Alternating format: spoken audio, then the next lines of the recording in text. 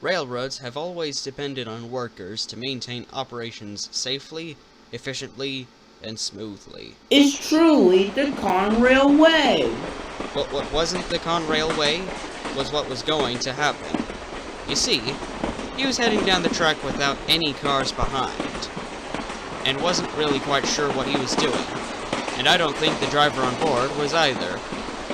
The moment they passed a red signal, he knew something wasn't right, so he had to stop. Filling in for General Electric was Locomotive Division. He was on a test run, and was surprised to see Conrail on the same track. It was very little to no wonder what happened next.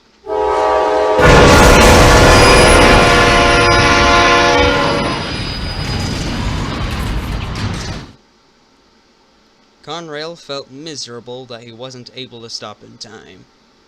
But it wasn't even his own fault.